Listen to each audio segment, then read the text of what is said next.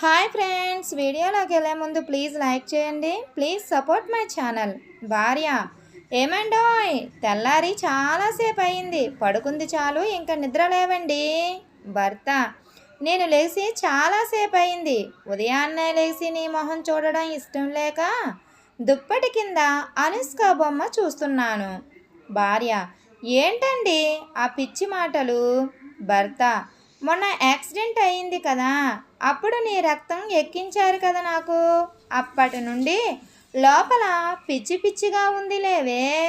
భార్య: నేను ఎన్నో పూజలు వ్రతాలు చేస్తే నాకు మీరు భర్తగా లభించారండి. భర్త: ఆ వ్రతాలు పూజలు నేను చెయ్యకనేనే నాకు నువ్వు భార్యగా దాపరించావు. భార్య: ఆ పక్కింటి సుబ్బారావుని చూడండి, పెళ్ళయి 2 సంవత్సరాలైనా 3 సంవత్సరాల బాబు ఉన్నాడు. భర్త: వాడెవడో డిగ్రీ తీసుకున్నాక చదవడం స్టార్ట్ చేసినట్టున్నాడు. భార్య: ఒక పిల్ల లేదు, పిచ్చి కాలేదు. మీరేమో ఆఫీస్కి వెళ్ళిపోతారు, నేను ఇంట్లో ఒంటరిగా ఉండాలంటే కష్టంగా ఉంది. భర్త: అలా చెప్పు మరి. నేను ఆఫీస్కి వెళ్ళే దారిలో ఒక 5 ఇల్లులు ఉన్నాయి, వాటికి సున్నాలు వేయాలంట. ఆ కాంట్రాక్టు నీకు ఇప్పిస్తానులే, రోజు సున్నాలు వేస్తూ కూర్చుందువు కానీ. భార్య: అదేంటండి, నేను ఎంత అందంగా ఉన్నానో, నా ముఖానికి కొంచెం మేకప్ వేసుకున్నాను అనుకో, హీరోయిన్ లాగా ఉంటాను, నన్ను సున్నాలు వేయమంటారా? భర్త: గెడ్డం పెంచిన ప్రతి ఒక్కడు త్రివిక్రమ్ అయిపోలేవే. భార్య: ఏమండి, మీకు ఆఫీసు 2 రోజులు సెలవు కదా, మా పుట్టింటికి వెళ్దాం రండి. భర్త: ఎంతైనా మీ ఆడవాళ్ళు గ్రేట్, మీ అవసరం అనుకో పెగ్గలో కలుపుకున్న ఐసు ముక్కల్లాగా కలిసిపోతారు.